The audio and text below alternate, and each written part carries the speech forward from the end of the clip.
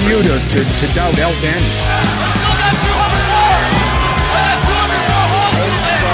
This is Robbie Eagles. This is the loosest in Australian wrestling, Adam Brooks. Hi, this is Mimic. This is 5 times the world's heavyweight champion, the Scrap Daddy himself, Scrap Iron Adam Pearce. This is Brian Alvarez, and you are listening to Wrestle Radio Australia. Welcome to the show, folks. My name is Josh Armour, and thanks very much for downloading Wrestle Radio Australia. This is our first episode. Oh, yeah! G'day, this is Big Brady Marshall. This is Brian Alvarez. This is Dean Brady of the Millennials. This is the Jurassic Punk Sid Parker. How many of you guys have heard the term kayfabe? Hello, doggers. This is Jay Hunter from OSW Review. This is Matt Grim Basso.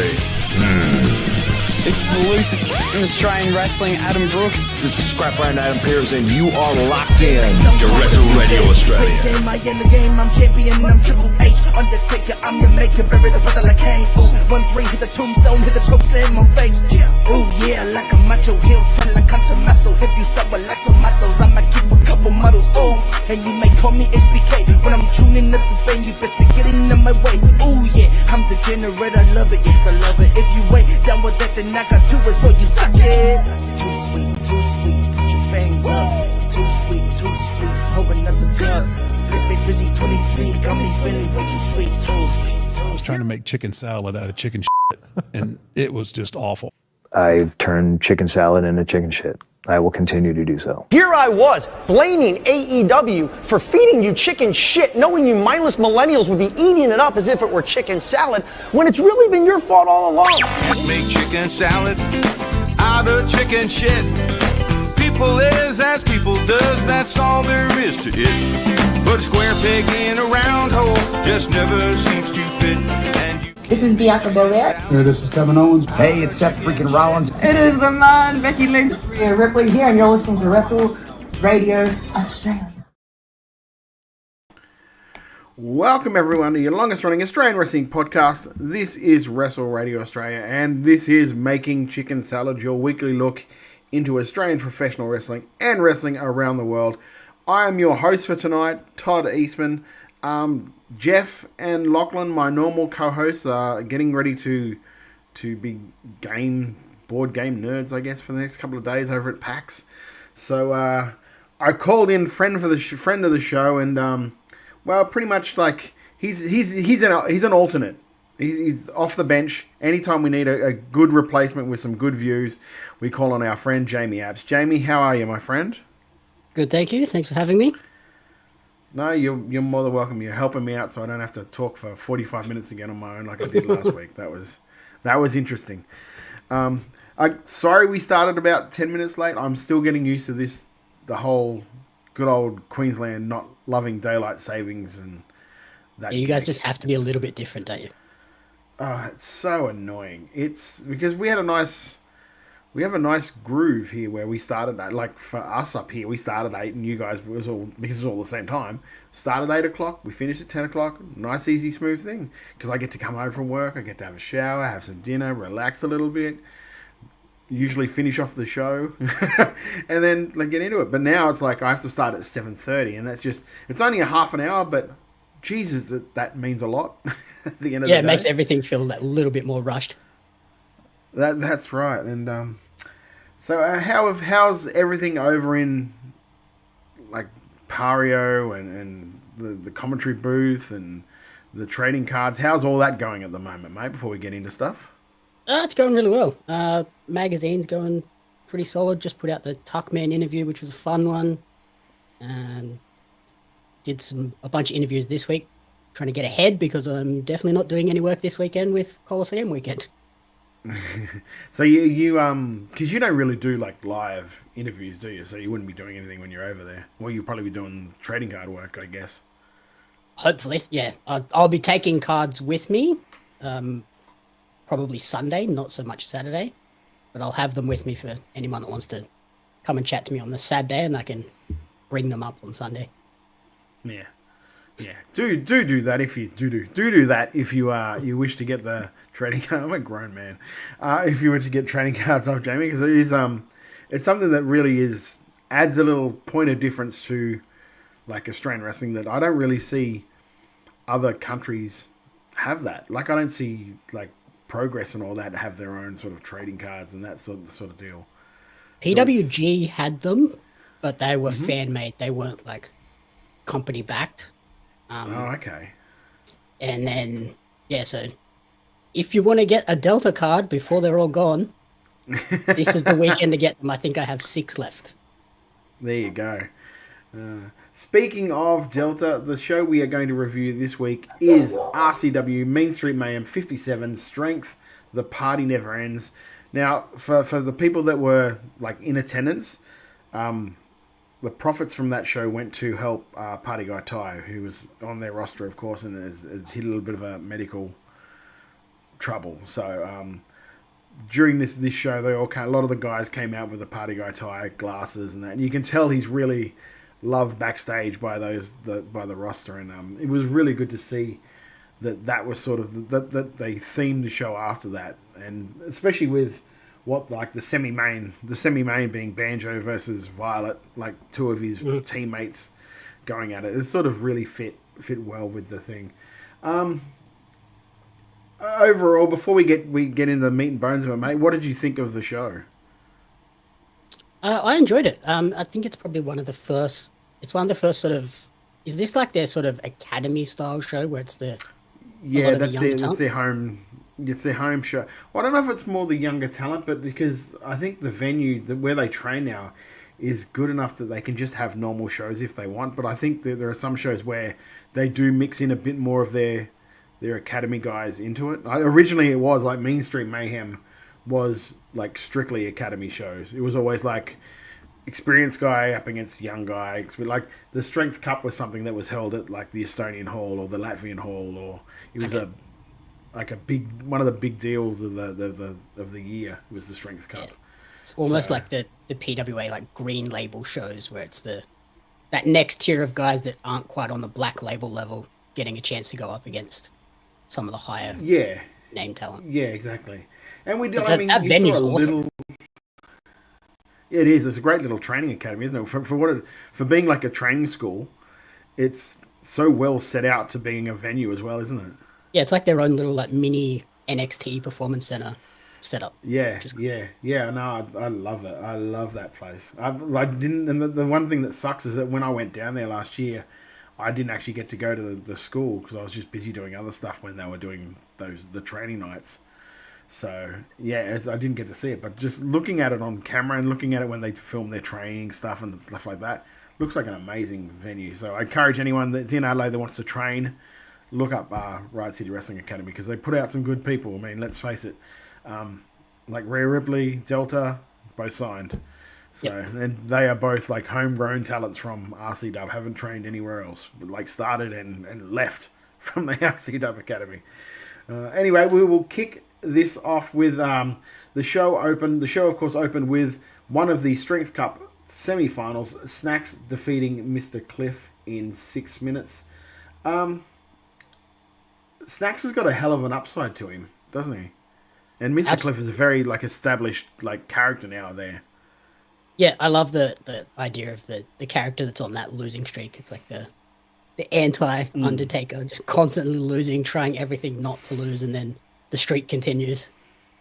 Yeah, and like I like the fact that when Snacks first started, when I first started watching him at RCW, I was like, okay, so he just must really like Hook. But he's sort of like he's sort of grown from that now. Like I don't know how much I enjoy the like using the footy at the start of the match, but his moveset and all that is really, really coming along and has been coming along for the last like year or so that he's been on the main shows, and it shows that RCW have put a lot of sort of faith in him, being that he's like what he does tonight here during the Strength Cup, and then also being in like the C4, yeah, C2, C4, C2 is bloody AEW Continental Classic. Yeah, let's see where he is in like the C4 standings as well. So they really have a lot of faith in his potential. I see. Yeah, I enjoyed him. It was the first time I've seen him, and he was very impressive. little bit like a JJ Avery. Like he's long and lanky. I think once he fills out a bit, he'll fit right into what, from the looks of RCW, the land of giants down there. Oh yeah, tell me about it. When I saw and we were talking about it later, that Prince Apollo coming out, like where are they growing these kids? There's some big boys down there. Yeah. After that, we had the Old Guard and Matt Hayden in sort of a promo. They sort of set it up where they were introducing two of the new rookies. And then one of the rookies said, so I can't remember what their names were. I think it was Ricardo, and I can't remember what the other guy's name was, and I apologize for that. They sort of just did a little interview with them saying that they were going to be debuting soon. And then one of them mentioned that Chris Basso, and of course Chris came out to interrupt. And this was really just it was a gimmick to get Matt Hayter out of having a match with Dean Brady that happened later. It was supposed to happen later on in the show. But it was also I think it was like the first time we saw all of the Old Guard together, minus their manager, but that was like first time they'd seen the whole of the four now, with Matt Basso joining the group. Yep. And it was a nice little heat getter, I thought, the way they beat up the rookies and then like showed just the strength of numbers to beat Matt Hayter as well. Yeah, it was perfect on that story level for those guys, but it was also a great opportunity to give the rookies that chance to get out in the ring, cut live promos in front of an audience, but them not be the like core focus of this segment. That let them go out there, have their thing, and then it was quickly, okay, now we're shifting to this story moment so that if they did flub or have any issues, they would have quickly been glossed over and forgotten about. Yeah, and it also sort of like, and I know that they've been working on this for the last couple of shows, but really did like emphasize that Dean Brady is like the mad dog of that group. Like anyone that they want, like Cree wants taken out, he just points like Dean Brady at him. Get that guy. Okay. sort of thing. Let him off the leash and he just goes nuts. Yeah. So it was a good little promo and something to sort of like that set up what was going to happen later on in that show. So after this, we had the Strength Cup semi-final number 2. Of course, it was like it was a 3-way for the There was supposed to be 3 semi-finals, and the 3 winners of the 3 semi-finals go into a triple threat at the end of the match, at the end of the show. Because Matt Hayter could not verse Dean Brady, it just became the 2 semi-finals, and then Dean was automatically into that. Again, a good heel like shtick where the heel doesn't have to really earn his way into the final. He got a little bye because of something that they did. Like that. Of course, the Strength Cup 20, the other semi-final was Mike Boomer defeating Kaitoa at 7 minutes and 11 seconds. Man, I think, like watching this match, I think Kaitoa has a massive upside as a babyface. Absolutely. I know he's playing the heel at the moment, but it looked at the end of it, they're sort of leaning towards he's sort of like going that way, but his look and his work, he just screams money. Like you can see that when they eventually make the turn, he could make a lot of money being that baby face. Yeah, and like even the crowd, like he's playing the heel, but the crowd were still behind him at points, which I guess as the heel, you probably don't want that, but it proves that give it a bit of time and their turn will come naturally. It won't have to be forced. That's yeah, and then they sort of like, you can tell that maybe that RCW have sort of heard that from the crowd and go, okay, we're going to start slowly. Like we'll do a slow burn turn, so it's not just like, okay, they're cheering for him, we'll turn him now instead. And because he's also like one half of the tag team champions, so you can't just turn that guy without turning his partner, and his partner is a pretty well entrenched heel with Bob. So sort of like you couldn't really do it, but like Mike Boomer is also always like a pro's pro. He's been around for years. Really worked well with the kid. Finished him with a nice little sub. But yeah, my biggest takeaway was like this kid could print money in years to come. Absolutely. I really want to see Kaitoa versus Matt Diamond at some point. Okay. Because they look a little bit.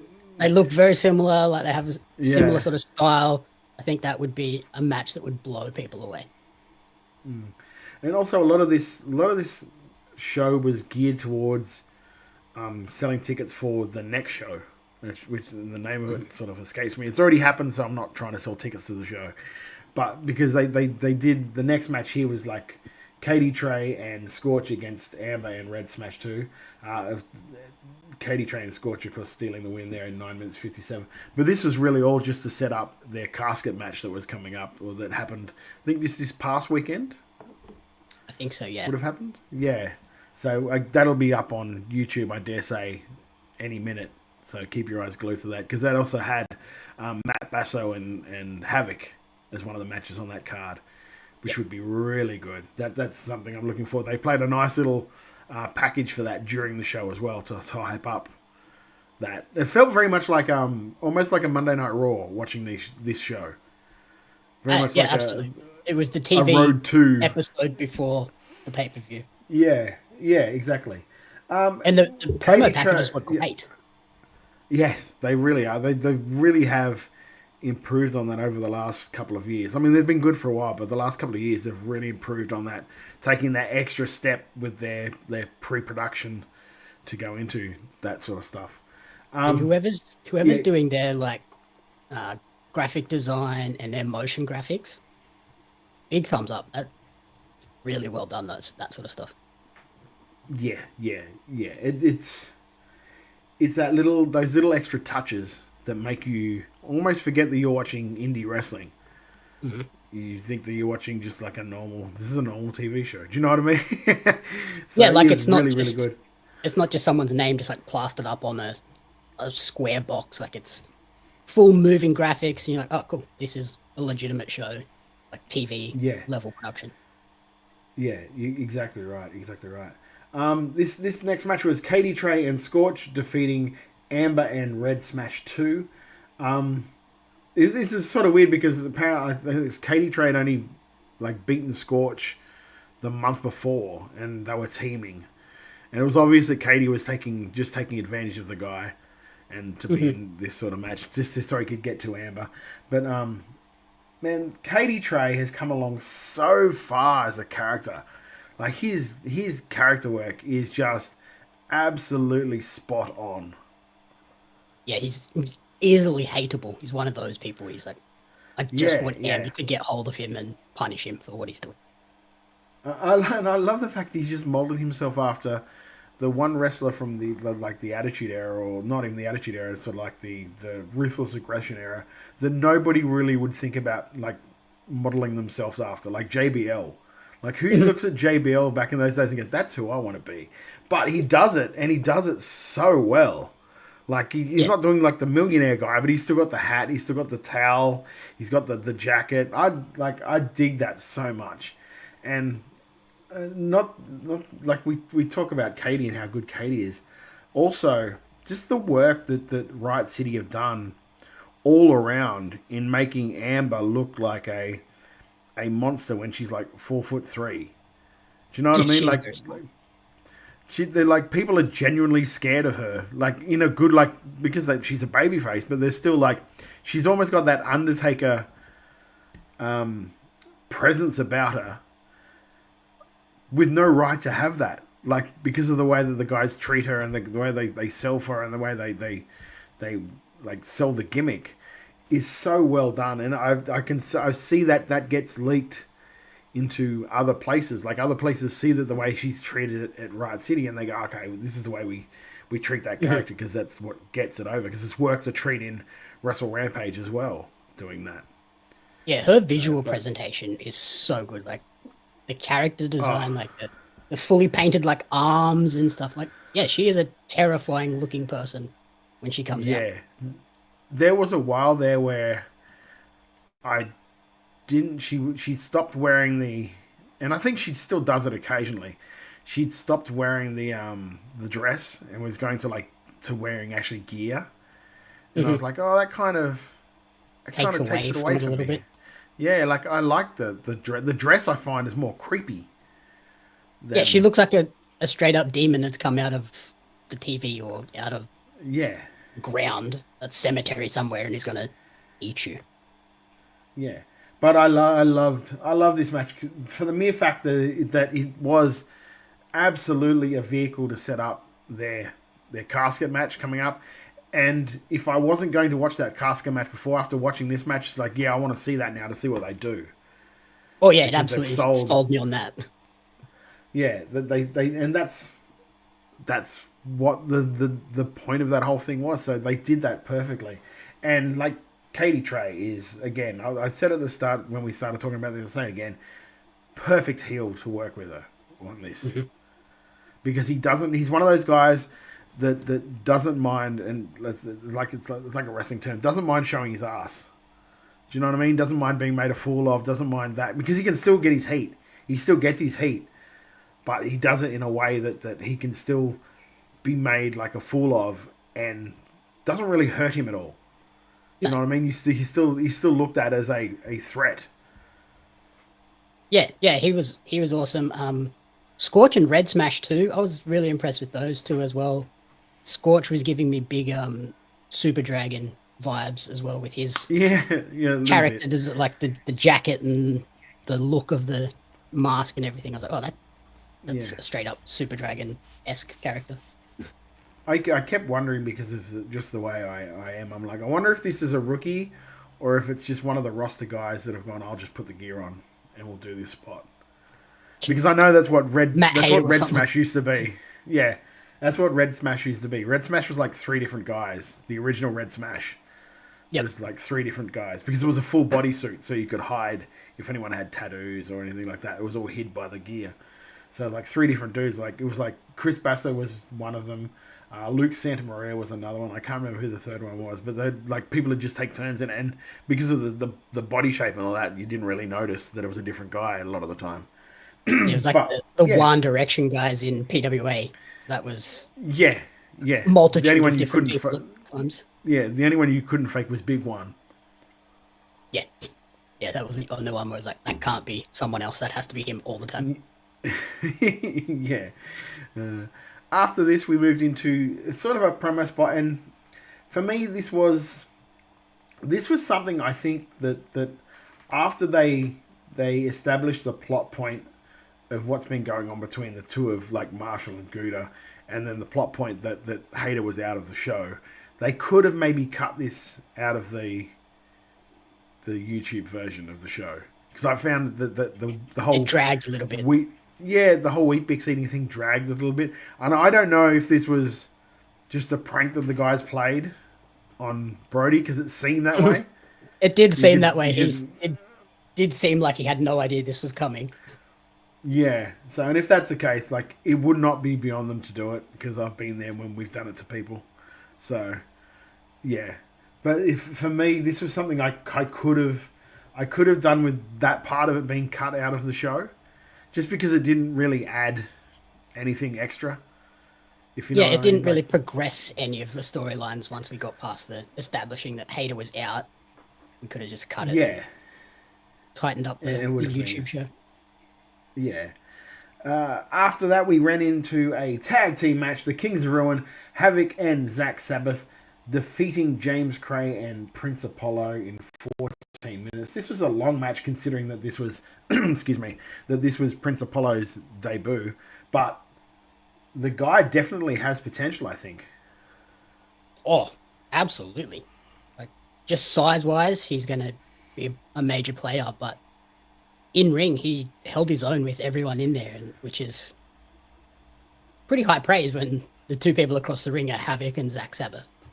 Exactly right. If there was any tip I could give him, it's that I think he's at that stage where because he is like, that was his debut match, but I think he feels like he can just lift people up without their help. Mm-hmm. So there were times and it looked mistimed because he just grabbed the guy and started going. Yep. Instead of like grabbing the guy and letting the guy get ready for you and then going. And that was like that is basically my only real criticism of like his performance was that. Aside from that, like, you give him like a year or two, especially a year or two training with guys like Chris Basso and like Nick Armstrong and Jed Armstrong, these guys, and getting just that little bit more in shape, just that little bit more. You can see that there's that term, that puppy fat. He's got a little bit of that still on him. Yep. Because he looked like a young guy. So I reckon in like a year or so, when he solids up a bit, he's going to be a real problem. Oh yeah, for that roster, because it's a big I'm dude. looking forward to see him develop. Like he could be a really big player down that way. Yeah, to the point that when I saw him take the pin, I was like, oh, I don't know if I would have done that. I think I might have just let like Cray take that pin. Cray take it because I don't think it would have. I don't think it would have hurt him in any way to take the pin. Yeah, protect the young guy a little bit and make that first loss mean something later down the line, not just in a random toss together tag match. That being said, though, I love the Kings of Ruin finisher. Oh, the like really wheelbarrow clothesline. Yeah, that was awesome. Yeah, that was really good. It was like a heart attack on steroids sort of thing. I really enjoyed it.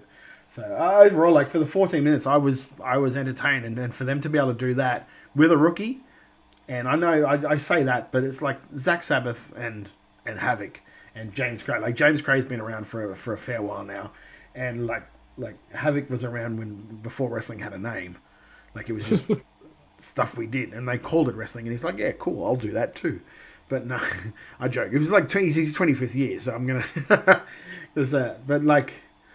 And it's not like they just shit-canned Apollo and got him out of there for the majority of this 14. Like, he was in there quite consistently as well, which was great. No, and they gave him like a decent amount of offense where he could show that okay, like, he's got a little something. Like, there's potential here. Like, he can go. Like I said, the only thing I could pick on was the fact that he would just pick. Like, there was one point where I think he picked, like, Havoc up for a slam before Havoc knew he was getting picked up for a slam. Mm-hmm. Yep. You know what I mean? It was just like Havoc's like, oh shit, okay, we're up, cool. And like he had like Apollo had to adjust because he didn't have that natural momentum of the guy helping. Yep. So yeah, it's that classic. That's maybe that classic wrestling thing of if you feel you're going too slow down a bit more. Yeah, and that's to be expected if it's the guy's first go out to not be as as in tune to going with the time like that. But yeah, I really enjoyed that match. We move on to the semi-main of the show, and that was the no disqualification match. Banjo Powers defeating Violet Blitz in 9 minutes and 4 seconds. And like we talked before about their presentation and that, the package going into this was brilliant. Like if you didn't know anything about this feud, this gave you everything you needed to know heading into that match. Yeah, and like last time I was on the Pro League show, it was these sort of little bits that, as someone that wasn't super familiar with the show, I missed. Mm-hmm. But then to watch this one, yeah, like you said, if you didn't know anything, they quickly dropped you in and gave you everything you needed, and then you felt connected with this story and how wronged Banjo had been by Violet earlier. Yeah, exactly right. Yeah, and I really enjoy this version of Violet Blitz. I think she feels and looks so natural in this role, which is great to see a girl that looks like just like she's an ass kicker. You know what I mean? Like big difference. A totally different character. But no, she looked very comfortable in that role, very comfortable as a heel, very comfortable in that, like, talking shit in between moves to Banjo as well, mm-hmm. which was great. I think like they maybe violentness about her as well, like violent. Yes, she really lived up to that, using the weapons and just doing underhanded stuff whole way through. Yeah, like the only criticism I'd said is I think maybe they milked her coming in just that little bit too long. Mm-hmm. Just that little bit. Got to the point where, like, okay, like, hurry up, get to the ring now. So I wonder if that was just like a logistics thing, of they were trying to hide her from the crowd, so by the time that she ran around them to get out there, it just took a little while. That is quite possible too. But overall, this was a good match. Like Banjo is so over with that crowd, so it was. And I loved the fact that even though she'd done all this shit to him, even though she like betrayed him and she'd done all this stuff, he still was like fighting himself to have to do Yeah, this to her. I don't want to hurt you moment. Yeah. Yeah, and then she would play up on that every time until eventually, like, he's like, I know what she's going to do, but I'll keep going with this. And then when she goes to do what she's going to do, I can stop her, and that'll be the end of the match. And they did that where they just sort of like, bang, it was done. Do you know what I mean? Yeah, it was like he hit like the one big move, and that was it. It was finished from there. Yeah, which was smart because like you're not overplaying your hand. They can still go back and do more stuff now with the two of them. And it's not going to be like, well, he just ran over her with a car. Why are they still doing this thing? You know what I mean? There's still plenty more in the tank if they want to go back and do more stuff. So I thought that was well planned for the way that they want, if they want to keep going with it, because it's the thing. Like I look at the overall picture of Riot City. And like you've got Chris, who's the champion. You've got sort of like Matt Hayter, who's like the perennial challenger. But then you've got a whole lot of guys just under him in that babyface role that could be the legit challenger as well. And like Banjo's one of those guys that I think maybe in a year, maybe 6 months, could be the guy that comes up. I think it's like the only thing I think holds him back. And it sounds weird, but the only thing I think holds him back is just his name. Yeah. Like I don't see like Riot City Grand Champion Banjo Powers. You know what I mean? It sounds like a Super Nintendo game. Yeah. Yeah, it doesn't sound like Prince Apollo. I could see like being a champion. Banjo Powers, not so much. Yeah. Which I mean, like it's probably just a me thing, and I think like if they put the belt on him tomorrow, the Riot City fans would love it because they're a mess. They seem to be behind him. They like the old hard chant, so he seems to be very over with that crowd. So that might be just me looking at it from like a 10,000 foot view. It could just be a matter of like just give him a few, like 2 or 3 like serious promos. Like this match was quite serious. Like have a couple of serious matches, a couple of serious promos to get that steam behind him, and then you go, oh yeah, now I see him as a champion. Yeah, that's fair too, because he did come from a very sort of like fun comedy-ish. Yeah, they were the comedy guys. Sort of thing. So, and like I think if anything, Matt Hayter sort of helped legitimize him a bit with his association with him. Mm-hmm. So. But we move on to the main event, of course, and that was the Strength Cup final, the three-way match. Snacks defeated Dean Brady and Mike Boomer in 8 minutes 38 seconds to become the Strength Cup holder for 2024. I actually thought Dean was going to win this. I thought, okay, they're doing this to put more heat on the old guard, and it's sort of, I don't know. Did it feel to you like it ended a little premature? Like it did feel like it's over, like a snap win. All of a sudden, like quick roll up, we're done. Yeah, but like Dean has come along so far in just the last like 12 months. I know I've been probably saying that about a lot of guys on this thing, but for me, I've seen Dean for the last like X amount of years since he was like a rookie. Mm-hmm. And like he sort of like would have a growth, and then sort of like there'd be like a plateau for a while, and then a growth and then a plateau, and it feels like it's just clicked now. Like he's got like just his character, the way his character looks. Like I look back at the Dean Brady trading card that I made last year versus the Dean Brady that walks out on this show.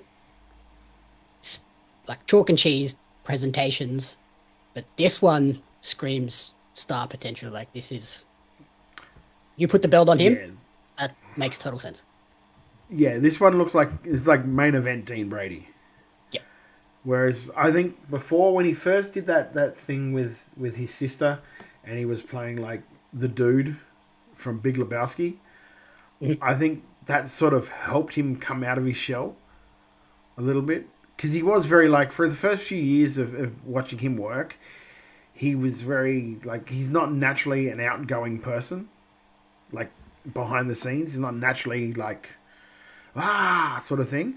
He's very, like, shy naturally. So I feel like the whole, the dude phase sort of brought him out of his shell a little bit more, to the point now where he can be more, like, vicious and more out there and is comfortable. Like, it doesn't look like he's really pushing himself to do this now. He looks like he's very comfortable in that role. And, like, the look is, like you said, that's a main event look he's got going now. Yep. Yeah, the haircut, the mask that he comes out in looks great. And yeah, sometimes it is just a case of being the silly goof and letting yourself be stupid and get ridiculed for a bit. Then when you do switch over to be serious, it's like, oh, if I fall over, I fall over, but I'm much more comfortable being this serious character now. Yeah. Well, ironically, I've seen him fall, like, off the top rope in our show at HQ against Bonza, the poor guy. So, but what did you think overall? I know we said at the start, but now we sort of ran through the show. Looking back, mate, what did you think of this as an event?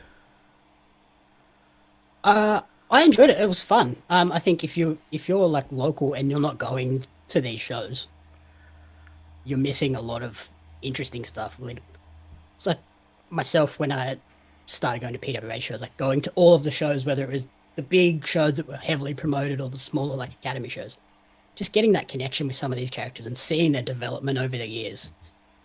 That's the beauty of local independent professional wrestling, to see the growth of these people, like Delta, Rhea Ripley, like seeing her as Demi Bennett back in when she was 16, 17, to now see where she is. You have that better connection with them. And this was a super fun show for that. Like, to see Prince Apollo's debut match, who knows where he's going to go. Yeah, you did right. I like this for the fact that it sold me on the next show.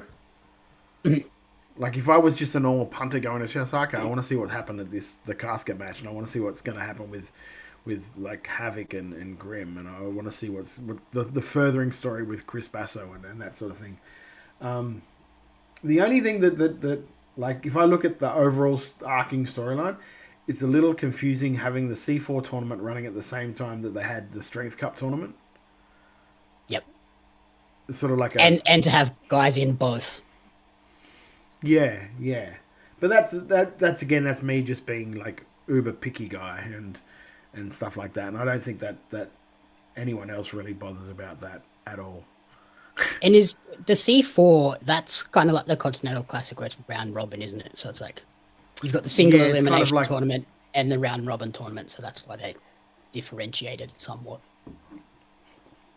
Yeah, and the Strength Cup's been going for years, whereas the C4's only been the last, like, few years. Yep. So, that is Riot City Wrestling Mainstream Mayhem Strength Cup. Follow RCW on all their socials, and you'll be able to find out where their shows are.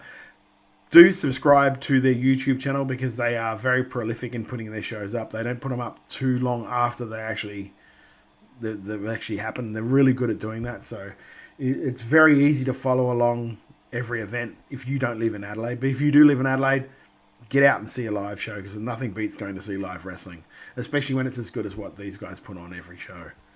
Mm-hmm. So, and their commentary team is great as well. Yes, they are. Yeah. They're like three-man booth. Good. It's really good. Yeah, they're very good. I was lucky last year I got to sit in on one of the shows, and just very easy to work with. They're very, like, accommodating, and Angus knows his stuff as well. So when I sat down, he knew my whole history of working in RCW. And he also knew, like, some of the stuff that I'd been doing in Queensland. So, like, he either does his research or he's just, like, crazy like us and watches way too much Australian wrestling.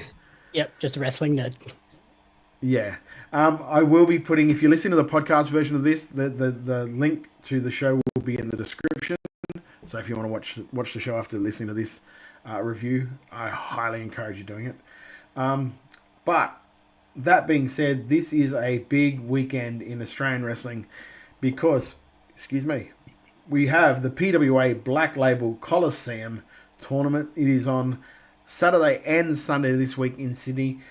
Saturday is completely sold out. There are standing room only tickets for Sunday. So if you want to get along to it, it's Ticketek for your tickets. If you're not in Sydney, if you're not going to be down there for that, it is being shown live on YouTube over those 2 days. So I encourage you to follow PWA and check out those shows. I actually remembered today to click on the notify on the YouTube video, so it'll tell me when it's going to be. Because oftentimes I'll forget. They're at different times as well, which is something to take. Yeah, I think it's like a Sunday afternoon show, isn't it? Yeah, it's like a 3 or 4 o'clock start. Yeah. Okay. So let's we'll run down what I'm pretty sure is everything that's been announced. So there might be other stuff. Well, there will be other stuff because of what happens on the night night one. But this is what's been announced so far over the 2 days. Of course, you've got WWE superstar and former PWA star Grayson Waller coming down to Australia to take on Jimmy Townsend. And I remember, I messaged you this week because I was worried about the Hurricanes. I'm like, I really hope he doesn't try to go home before he comes down to Australia. But as far as I know, everything's all good in that area. Yeah, I don't think he could even get home if he wanted to after NXT. No, from what I heard, from what I hear, is all the NXT workers are stuck in St. Louis at the moment. Yep, yeah, because of the airport. Orlando Airport shut at 8 a.m. yesterday morning for them, so there was no hope of even getting home. It looks a little frightening. So. Oh, I know. My partner lives in Orlando, so that's very scary. Oh no! Oh dear. Well, I hope they're all right. Yeah, she's they fine. haven't been given the evacuation or anything, or? No, they woke up to some great big bang outside about 3 hours ago.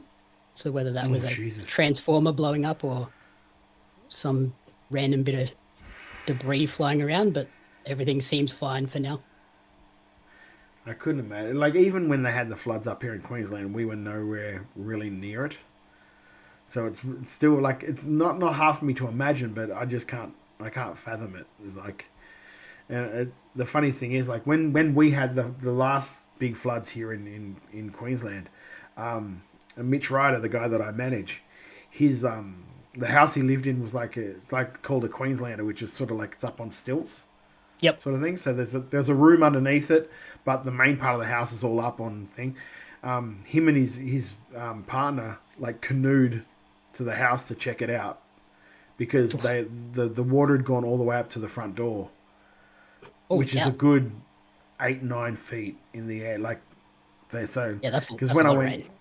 Yeah, so well after it, I went over there and it was the water was up to here. We had to climb through the window to get into the house. Holy shit, it's hard to fathom. So I can't imagine how they're getting smashed over in America. So my thoughts for the people, because I know we do have a couple of people that listen to us from, especially in that area, the Florida area, we have people that listen to the show.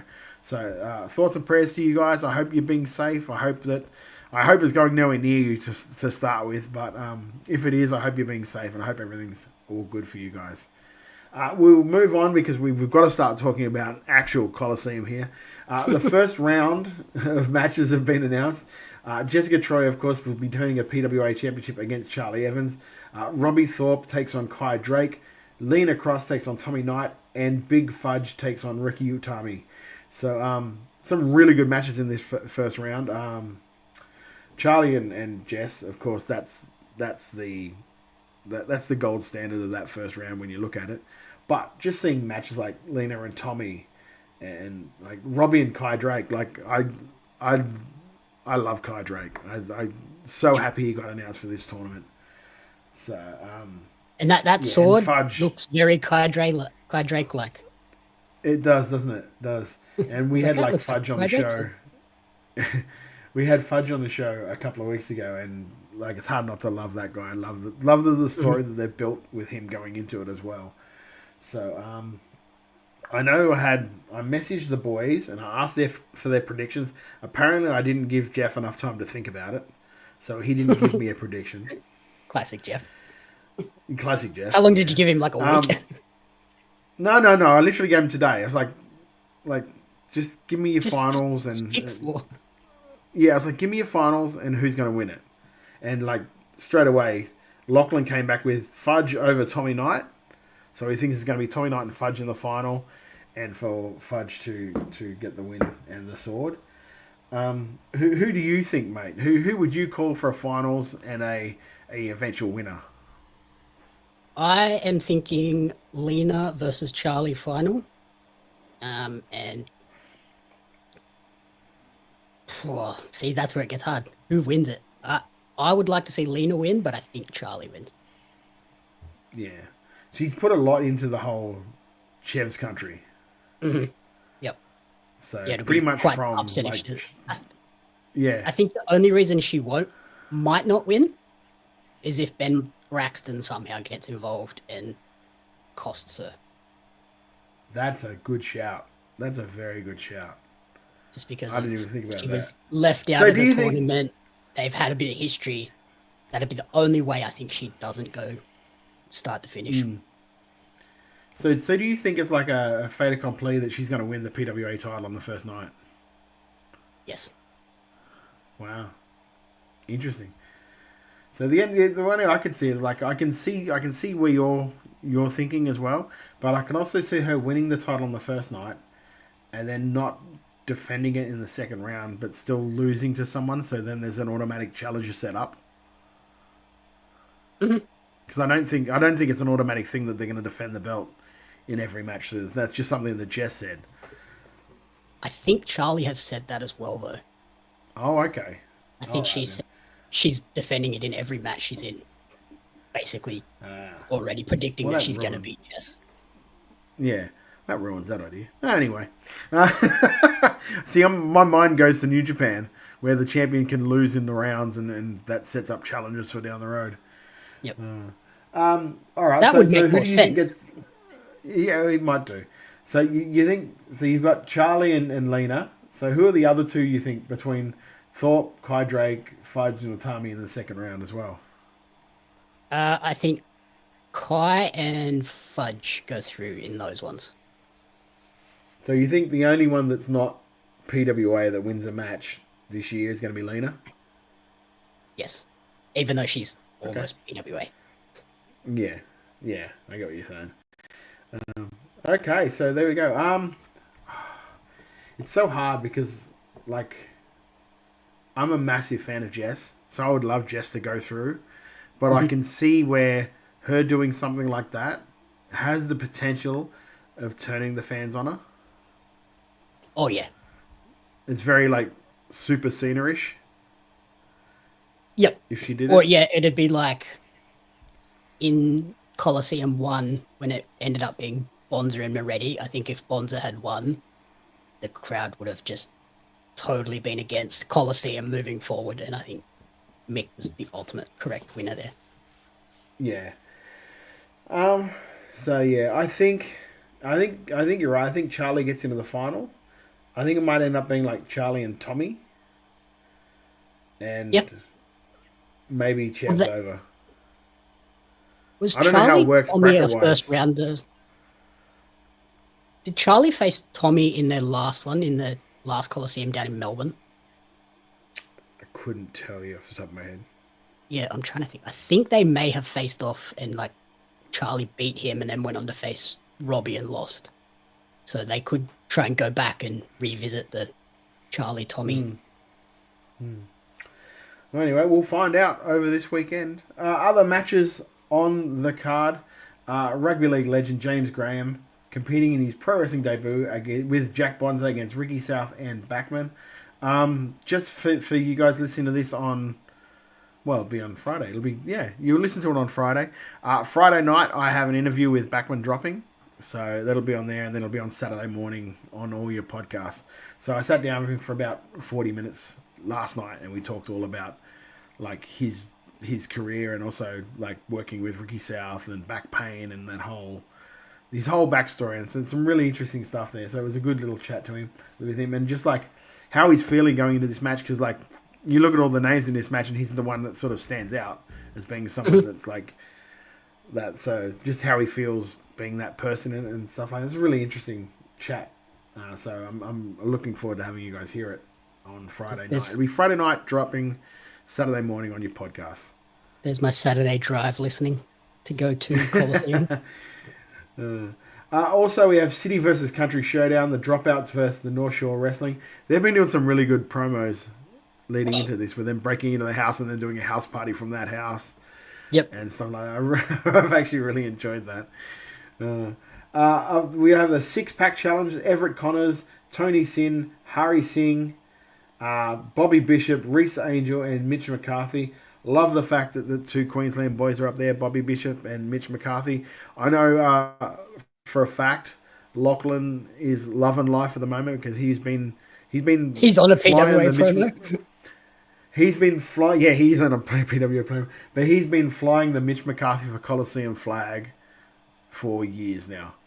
So it's it's good to see that those boys get on to the show. It'll be good to see like the country get to see a couple of Queensland boys and what they can do. So and that's the one good thing about this tournament from a like a homer perspective for me, like being a Queensland guy. There is a lot of Queensland talent on this show. There's like 5 of them, I think. It's like Rikatami, there's Culture, Mitch McCarthy, and Bobby Bishop. So that's unprecedented. And we're lucky to get one person on a card, and now there's 5 of them. It shows how far along the Queensland wrestling has come in the last couple of years. So I'm really proud for the guys. I'm proud for what everyone's been doing up here to push that along. So, and that's sort of reflective in, like we were talking off air about Pro Wrestling League this past weekend. That place was sold out, and they had to sell more standing rooms because they sold all the tickets before doors. So they put more standing rooms, and I think we sold those as well. So, like, absolutely, Queensland wrestling at the moment is kicking goals, which leads to that Super Show being so much more like special for us, being that we're on the roll like that. The buzz for that is only going to go through the roof as we get closer and closer. Once some names start dropping. I was about to say, once names start dropping, and like if you saw the poster for the selling of the tickets had like Lockie Hendricks on it as well, and I think Aisha was on there too. Yep. So there's 2 names coming up from Melbourne for that show straight off the bat, which, like, having Aisha on the card and Lockie, that's going to be great to see as well. The last match that's been named that I know that I can tell you off the top of my head is the tag team gauntlet match. The Velocities versus Third Eye versus PPK versus Backslide Girls versus Culture versus Skater Boy Pidge and Billy Preston versus MK Ultra. So that's packed tag team like gauntlet, and good to see again. Because the Culture will be Moko Kai and Eugenie, because I know Toa is still over in Japan. So and he's been kicking goals as well. So, and I know he listens. So if you're listening, boss, well done, mate. You're doing really well. I'm loving seeing all the stuff that I see on the socials from what you're doing over there. You're kicking absolute goals. So yeah, very proud of you, mate. But if you want to get tickets to see Colosseum, again, Saturday sold out. If you're in Sydney, Sunday is standing room only. Get along to see it. If not, like, get your ass a nice little comfortable seat on the couch, because it's going to be on YouTube as well. And with the best commentary team in the country, in my opinion, and that's someone who does commentary as well. Like, the PWA team are the team to beat, I think, like, commentary-wise. Yep. And the production for PWA shows. Chatting to Tuckman recently, talking about that, like, their production. Again, it's world-class TV level production, so it's not like you're going to be sitting down feeling like you're watching something cheap on YouTube. Yeah. The only thing that's annoying is the intermissions, but you can't really avoid them. Yep. Moving they on, are good at like showing old matches during that intermission, so you at least get something. Yeah. It's not at least screen, you do get like, something. It's not an AEW ad break. Yeah, the only time I didn't like it is when they would show an old match, but an old match of a guy that was coming up later on in the show, so you would see half of their spots during the intermission. So like a couple of minutes later, or an hour or so later, you see the thing like, I saw that spot like 20 minutes ago. But yeah, we'll move on. We talked about it a bit. The tickets for the Pro Wrestling League and Renegades of Wrestling Australian Wrestling Super Show for the night before AEW Grand Slam are on sale now through Outtix. Ringside are sold out. I know second row are pretty much sold out as well. So if you are planning to come up the night before, I would be getting your tickets like really quickly, to be honest with you, because they are flying out the door, and we've still got like months to go. What is it, October? So November, December, January. You've still got 4 months to go. 3.5, 4 months. Yeah, and the tickets are getting eaten through. So do not miss out if you're going to be up here for the AEW show. Come and see some of the best wrestling in Australia, because I know for a fact that they've been talking to promotions from around the country. So there's going to be a very like a decent representation of pretty much every promotion that you can, like every big promotion from around the country. There will probably be some representation, as well as seeing some of the guys here in Queensland that are absolutely kicking goals and have been for the last like year or so. So they've been doing really, really well, and yeah, it's going to be great to see. World Series Wrestling, those tickets are still on sale. For the only ones I know that they're not moving not moving really, really quickly at the moment is Adelaide. So pull your finger out, Adelaide, and get your tickets for that. People named so far for that are Matt Cardona, Ash by Elegance, Danhausen, the former Jinder Mahal, Raj Desi. I'm so bad at these names. This is why Lachlan's here. Matt Riddle and Nick Nemeth, as well as the Bollywood Boys, were named this past week, I think, as well as being on the show. So Shigehiro as well. Yeah, as I was saying, is that I know who somebody else is on there. Can't pronounce his name, so it's going to be fun. But yes, yeah, because he's the World Series Wrestling Australian champion as well. So he definitely will be in the house. So do get your tickets to that one, because that will be another like a tour that the World Series Wrestling put on great tours, and like all you have to do is look at the athletes that go on the shows. Their Twitters coming home from it, they're always blown away about how well they're treated and how well the crowds are for World Series Wrestling. So get out to them and support them. I love going to those shows just to see like the Aussies against some of these people as well. Like to see last year, like Lena Cross getting to go up against Ash by Elegance in Sydney was awesome. But Sydney, yes. I'm pretty sure there's very few tickets left. So if you're wanting to go to the Sydney one, get in now. Yeah, I think everywhere around the country, aside from, because I think this is just off the top of my head, of course. I think Adelaide were at like 66%, but everywhere else were at like 89 to 90% sold. So, yeah. MC Dub have a couple of shows coming up. They got Saturday, 19th of August, Fight to Survive. I know Rocky replaced himself in that elimination match with Slex just this week. And yeah, that one's on the 19th of October. And then, of course, on Sunday, the 8th of December is Endgame, which is at Melbourne Pavilion. So it's a different venue from a bigger venue. So get around and sell that out, because that will be a great atmosphere to be around, I reckon, for that show. Yeah, end of year celebration, all of the storylines coming to a head, I would assume. Yeah. And then closing it out, of course, 21st and 22nd of December up in Ballarat, OPW have their back-to-back shows. The Australia versus India on Saturday, and then the Australian Showcase 2 on the Sunday. Tickets are available. Go to the opw.com.au, I think, for ticks.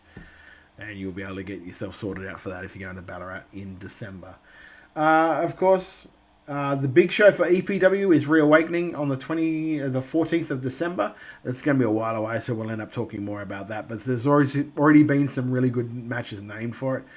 The EPW titles and going to be defended on a 4-way with Marcus Pitt, Radmaker, Jesse Lambert, and Taylor King. What is his name? There you go, Taylor King. Thank you. And somewhere he's yelling at a radio. That's going to be a great one. And also, there'll be the cell match, Solomon Blackwell finally against Damian Slater. So that will be a great match. I cannot wait to see that one. I wish flights to Perth weren't as expensive as they are. Yeah. It's quite annoying. But then again, I don't know how far it is for you guys, but it's like a 5-hour flight for us. Yep. So yeah, it's a solid flight, but I looked at the price, I was like, "Ooh, that's rough." Right before Christmas too. Is there anywhere anything else local going on that you want people to get out to, my friend? Friday is Rock and Roll Wrestling at Campbelltown. That should be fun. But yeah, Sydney, I think all the oxygen's going to be sucked up by PWA this weekend. Right. Yeah, of course. We are going to take a quick break, a 5-minute break, of course, is what we do every day, and we're going to get stuck into international news after that. So during the break here, we've got stuff from Colosseum, and we also got stuff from the PWL and Renegades Wrestling Showdown, Super Show, sorry. So we'll be right back after this on Making Chicken Salad. Kick off your AEW Grand Slam weekend the right way with an unforgettable night of wrestling action at the iconic Eden's Hill Hotel in Brisbane on Friday, February the 14th, as Pro Wrestling League and Renegades of Wrestling present the Australian Wrestling Super Show. With an open door policy, expect the unexpected. You never know who might appear to shake things up. Whether you're a long-time fan or new to the Australian wrestling scene, this is the perfect way to start your weekend off with a bang. Get your tickets now from oztix.com.au and don't miss this incredible night of Australian wrestling action. I made my intentions very clear at the start of 2024. Beat Ben Braxton, walk into the Metro and become king. And now, there's only one thing left to do. Jessica Troy, I am talking straight to you. I want you to think about this time last year. I want you to think about how prepared you were walking into Colosseum. I want you to think about how desperately you wanted to become PWA Heavyweight Champion. And I want you to know that I wanted more. Because you know me better than anyone else. And you know that this is my time. This is the one. It is about time that Charlie Evans got her flowers. And those flowers happen to be in the shape of the PWA Heavyweight Championship and a sword. And to the person that meets me in the finals, if you think that I'm coming all that way not to win, if you think that anyone except for Charlie Evans is standing tall at the end of Colosseum, you are wrong. PWA is Chev's country, and at Colosseum, we make it official. Something different in the air this week, and I think it's the realization that the thief is going to steal the show this weekend. I get it, Colosseum is big for everyone, but this is the most important night of my life. And it's pissing me off a little bit that people aren't really grasping that fact, because you got Grayson Waller running around treating it like a joke. Meanwhile, his face is front and center on every poster, and I'm off somewhere to the side, and all everyone can talk about, fans, wrestlers, is that Grayson Waller's returning home, and PWA is advertising a meet and greet as if Sunday morning we're going to wake up and everything will be normal, but it won't be. Because matches like this don't happen every day. In fact, I'm about to do something that nobody in this country has ever done before. And that is beat a WWE superstar in an Australian ring. Because if Grayson Waller wins this match, he hops on a plane, he heads home, and he moves on with life. But if I win this match, my entire life changes. And you can pretend all you want that you haven't, but you've lost touch with what an opportunity like this means to someone like me. You've lost touch with what it means to be an independent wrestler. How hard that grind can be, how it feels to hustle a few shirts just to afford petrol at the end of the night. But if I beat you, the entire world knows the name Jimmy Townsend. And my schedule gets busier, and my income increases, and I don't have to scrape by every week. And it's not just me. I am repping the entirety of PWA, because if I can beat you, I prove what we are capable of right here in Australia. Without the millions of dollars, without the followers, without the flashy rented cars. A couple of fighters from Sydney are superstars already. And the letters on your contract doesn't make you better than any of us, and it certainly doesn't make you better than me. So I don't know where we'll stand after this, but I can assure you that I won't be in your shadow anymore.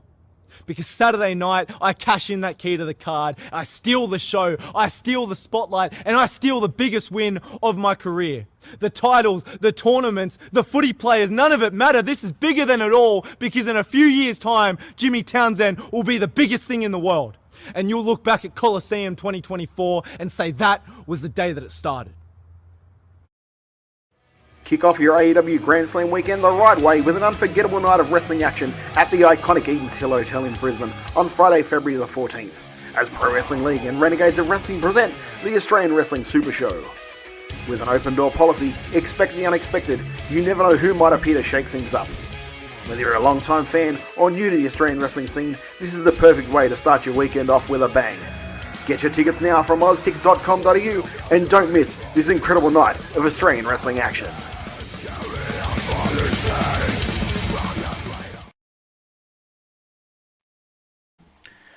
We are back. There's some great promos from Charlie and Jimmy there leading into this weekend. Oh yeah, that Jimmy promo, that got me really fired up. And I just saw they just dropped one from Tommy as well, so I have to check that out later. Oh, yes, definitely. We are back, and we are back for the second half of the show, and that's when we talk all about the international wrestling. And of course, if you're talking about international wrestling, you should talk about the international leaders at the moment. And that is WWE. And of course, they had Bad Blood this past weekend. Did you watch Bad Blood, my friend? I did, just for you, Todd. Oh, look at you. I watched it today. Go. Oh, okay. Well, I'll run through the results and then we can just talk about the show because I don't want to drag it out and talk about every friggin' individual match on it. Yep. Roman Reigns and Cody Rhodes defeated Solo Sikoa and Jacob Fatu. CM Punk defeated Drew McIntyre in the Hell in a Cell match. The Women's World Champion Liv Morgan, well, I guess she lost by DQ to Rhea Ripley in a very confusing sort of match. Yeah, I think there was some mistakes in that finish. Yes, with Raquel Rodriguez making her return in that match. And Damian Priest defeated Finn Balor, as Jeff would call him, Finn Balor. What did you think of the show overall, mate? Did you really... I think, like, the finish being what it was, with The Rock coming back, I understood you couldn't really have that as the semi-main. But really, it was a real tough road for the rest of that card to follow that Hell in the Cell match, wasn't it? Absolutely, yeah. That match was easily the highlight, and it was the very first thing. So, rough to go after that match. Keep the energy up. Yeah, especially since, like... And then the end, too, with The Rock was just all, like, a lot of unanswered questions, and then he did a 5-minute promo when he didn't really answer any questions anyway. He just, like, prattled on to a camera. I don't know if you saw it or not. Instagram promo. Yeah. The one funny thing is when he looked at he was walking through the production things with the trucks. Yep. And, like, Dusty was on him. He goes, I love you, hate your son. Yeah, that was cool. I like that part. Yeah. So, but the rest of it was like, oh, whatever. The rest of it was whatever. The Liv Morgan and Rhea, that was sort of like, it wasn't ruined, but it was sort of like, it left a sour taste the way that was mistimed. Because I think it was obvious that Liv was supposed to win that by pinfall, but because Raquel just attacked Rhea right in front of the ref, not much the ref could do but call a DQ for it. Yeah, so. It was hard. Like, I couldn't tell, like, was the ref out of position there, or did Raquel come in too soon, or it was just weird. Yeah, I don't know. I think maybe she came in too soon. I think maybe Rhea was supposed to, like, lace the shit out of Dom and then head back to the ring. It. Or the ref go to help Dom. Like, help Dom from being hung up, and that's when she gets to attack her in the ring and then put Liv on top and get out. Yep. And obviously she'd either jumped the queue or somebody miscued her and she came in way too early. Yep. way too early. So, aside from that, like, a really good match, which was Damian Priest and Finn Balor, sort of got, like, buried amongst the... And we say that when there's only, like, 4 matches on the card. And it's hard to say that a match got buried when there was only 4 matches on the card. But this felt like it was compared to that rest of the show. Yeah. There was also Bayley and Nia Jax. Oh, sorry, yes, there was too. Bayley and Nia Jax. I apologise. I forgot all about that. I can't believe I missed that. Again, it was another one of those ones where you're just like, it was on the card. Yeah. Yeah, obviously, but the fact that I missed it, and I didn't really pick up that I'd missed it until you just said it. That's the weird thing with these WWE premium live events these days. Like 5 or 6 matches could be a great card, but then when you look at it, one of those matches is always going to be a bloodline match. One of them's probably going to be Cody. 99% of the time, one of them's Rhea. And then the other one might be a Judgment Day. So there's 4 of your 6 matches taken out. You want to hope that either Cody and Roman are in the same match. So then there's an extra match for everyone else on the roster, but it's hard to get on these shows now. Yeah, it really doesn't help with that whole the controversy that happened after the show with the reporter asking Triple H about the diversity on the cards. And he was like, I don't really see color. I just see the talent and blah, which, like, on the face of it, is a fair enough answer. It's just not an answer that you can have in 2024 anymore. Yep. Yeah. So when I heard that answer, I was like, I guess he's kind of stuck in a rock and a hard place. Like, no matter what he said there was going to be somebody that had an issue with it. Yeah. I don't think there was any sort of answer he could give that everyone would have been like, I guess that makes a lot of sense. Yeah, that, like, I think the only one that was going around X was like he should have said something like, "We've been made aware of the situation. It's something that we have to look at, like, moving forward with future cards." And they are doing a great job down in NXT, like presenting multiple characters of different races and ethnicities, but then they've also got the women are doing awesome stuff down in NXT as well. And then you look at Raw this week, and what was it, 8 women were chucked in one match.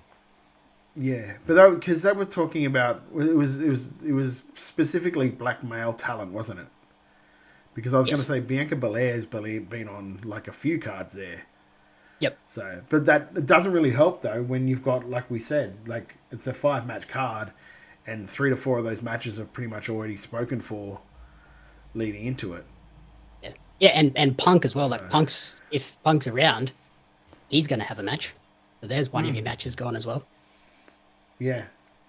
So, like, a silly thing for him to say, but I can see the predicament he was put in.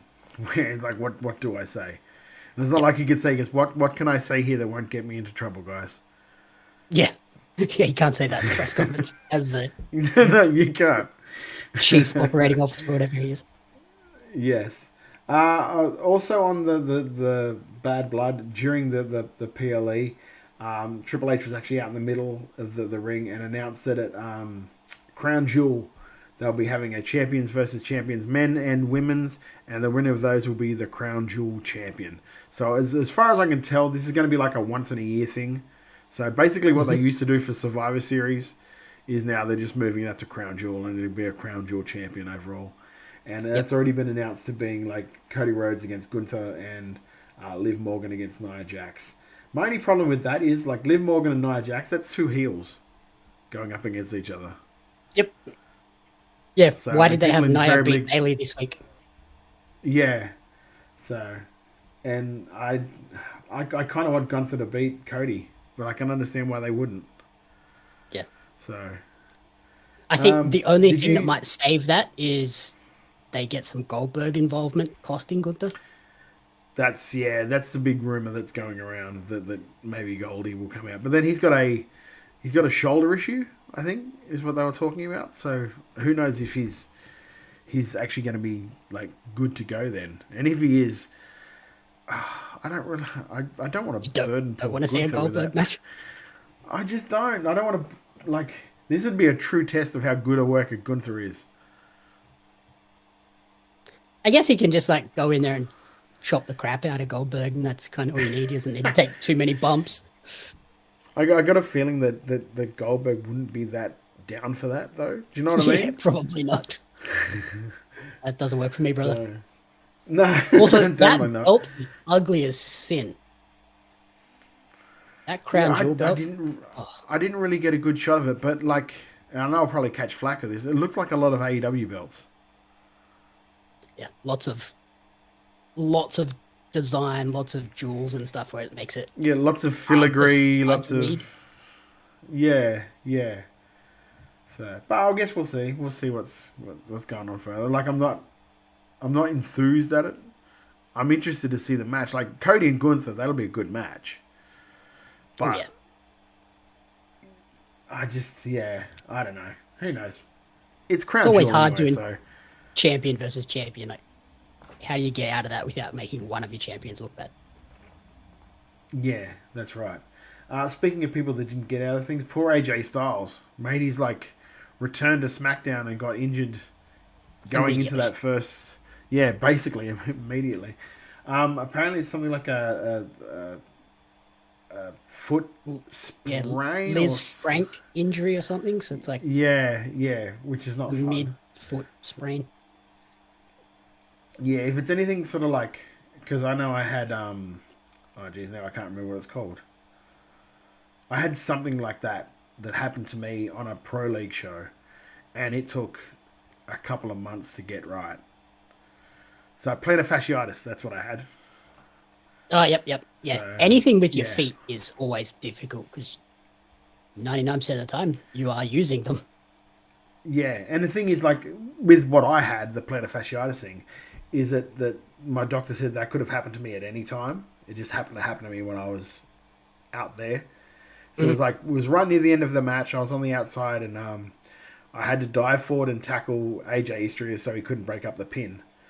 And as I sprung off my foot, I just felt a pop in my foot. Yep. So yeah, so that was real fun, especially since I had to get up into the ring and do a promo afterwards. So my foot is just throbbing while we're cutting this promo. But yeah, that took a good 6 to 8 weeks to get better. Hopefully, it's not as bad for AJ, and he might be back sooner. Initially, it was reported that it was part of the storyline, but apparently, Dave Meltzer has reported now that the injury is legitimate, and he's going to be undergoing further tests to determine how bad it is. I hope it's not too bad, because he literally just came back. We can say he just came back. He just came back. Yeah, that was his return segment and match, wasn't it? Yes. Yeah, it was. That's rough. Rough. Also, if I don't know if WWE put it up on their socials a lot, but I know this was shared around. The whole Kevin Owens doing a heel turn and WWE sort of leaving it up to the fans to report it. I think this is brilliant. I don't know about you. This was one of the things I had down as my chicken salad for the week. I thought that was such a phenomenal way to do this, and just they know fans are going to be hanging around out the back of the arena as they leave. Just let them film it. It'll spread. Yeah. Brilliant idea. I don't know whoever did it, but whoever did it, like chef's kiss, because that's how I saw it. I saw it off a fan reporting it. And I'm like, okay. And I was looking for, when they were filming it, I was looking for the WWE cameras or a cameraman to go walking around. I'm like, there is no cameraman around here. Yeah. What the hell? hell? I think that's it took legitimized it for everyone as well. Yeah, and it took a fair while for security to come out and break it up. And they weren't doing wrestling moves. Yeah. It was all punch, kick, and not like your stomp, like an ordinary wrestling stomp. Like he was going like soccer kicks and stuff like that you see when you watch those clips on X of brawls.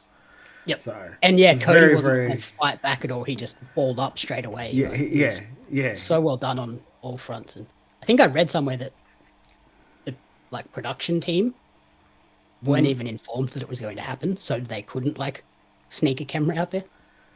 Ah, so that's good. I like that. We'll move on to the other company, that is AEW, and Daniel Garcia announced this week that he's staying with AEW on Dynamite. No details of his contract have come out yet, but he's apparently being factored into big plans creatively, which is good because I'm a big fan of Daniel Garcia. So yeah, I hope this is something where they give him a long sustained push, and we don't just get a couple of months out of him, then he's back to catering for a while. I really hope that they go all in with him. Yeah, and I think the fact that have managed to lock him back in to another contract, I think that's a big sign for them. He was one of those people where you couldn't afford to lose. He's a future star that if you lose him, that's a really bad look for the company. That's one of those ones that would have hurt if it had happened, I think. Yep. Yeah, like Ethan Page, okay, but if they'd lost Daniel Garcia, would have been... Ethan Page was already gone. Like, Ring of Honor has basically been gone. Let's face it. So, because I talked to... It's funny, because I was interested in the... like, during the day. So I just messaged Kate from Fightful. And I'm like... Because I said to her, I don't watch Ring of Honor anymore, right? So, do they actually shoot angles on that show aside from Athena? Like, is it aside from Athena? Is it just like dark and elevation? She's like, yeah, unfortunately, that's what it is. Mm-hmm. Like, that's just that's not a promotion. Then that's sad. Like, I hate that that's happened to my favorite promotion. And even like, I think it was this last episode of ROH. One of the matches was just, I think it was Nigel McGuinness and Morishima just being re-commentated by... Yeah, and they did it again. They're doing it again this week on Ring of Honor, because I listened to Tony Khan's media call on my drive home because I like to feel suicidal. And this week they were doing, it was like... it was Bryan Danielson against somebody. Oh, God. Because it was one of his... Kenta. I think it was Bryan Danielson against Kenta. Because it was one of Tony's favourite matches. And that's why he wants the fans to see it. So he's basically using the video library to go, check out a match I really loved. Yeah, I don't like that idea. Like, so you're never going to get funny thing is a TV contract for ROH if that's what ROH has become. Just a showcase of old stuff. Yeah, I think I tweeted something like that out this week. I was like, you can't blame a TV company for not wanting to give Ring of Honor a contract when you don't treat it like some place that deserves a contract. Mm-hmm. And isn't that the point of watchroh.com anyway, that people can go back and watch all of those old matches that, like, just tweet out a link. That's all you need to do. Yeah, or put it for free on the YouTube channel. Yep. So, anyway, because let's face it, more people will watch it on YouTube than will watch the actual weekly TV show, unfortunately. Because they've only got something like 20-odd thousand subs the last time I remember hearing someone report on it. So, anyway, also on Dynamite, Jake Roberts is now part of the LFI faction, along with Rush, the Beast Mortos, and Drilistico, after he traded Lance Archer to Don Callis for Rush this week.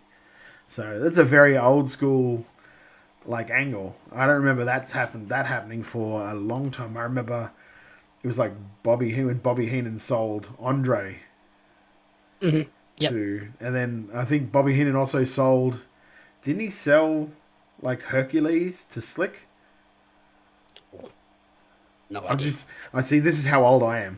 So I remember this sort of stuff. I'm pretty sure that happened too. Like, he sold him to Slick, and that's how Hercules turned face, because he got very angry that he got sold, and yeah. But that makes sense. It's a different way of doing things. I know people are very up in arms about the whole Chris Statlander thing at the moment. I don't know if you saw it at all, but apparently now she's a babyface and not with Stoke. That was weird. It's kind of just all of a sudden dropped out of the blue. What are we doing? Yeah, didn't we just spend the last 6 months turning her into one of the most hated heels? A really good heel, like a really good heel. Yeah. We've got, of course, this Sunday morning for us here in Australia, the AEW WrestleDream show. We'll run down before Dynamite this week, there was 6 matches, and now there's 11 or something. Yeah, yeah. It was looking like a really solid, tight card, but of course that's never the case. Got blued out. We got the 0 Hour so far, because they'll add another 3 or 4 matches on 0 Hour, because they tend to do that nowadays. 0 Hour is the ROH Men's TV Champion. Atlantis Jr. will defend against Brian Cage. Swerve Strickland will be returning on the pay-per-view proper. Also, the Beast Mortos versus Hologram in a 2 out of 3 falls match. Hangman Page against Jay White. Darby Allin versus Brody King. The ROH World title on the line as Mark Briscoe will defend against Chris Jericho, that poor bastard. The AEW International Champion Will Ospreay will defend against Ricochet and Konosuke Takeshita in a match that will steal that show. Jack Perry defends against Katsuyori Shibata for the TNT Championship. The AEW Tag Team Champions, the Young Bucks, will defend against Private Party in a match that happened like on the first Dynamite, I think. Yeah, 4 or 5 years ago. Yeah, so that's going to be...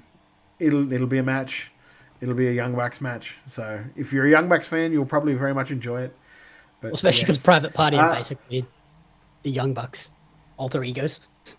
Yeah, well, yeah.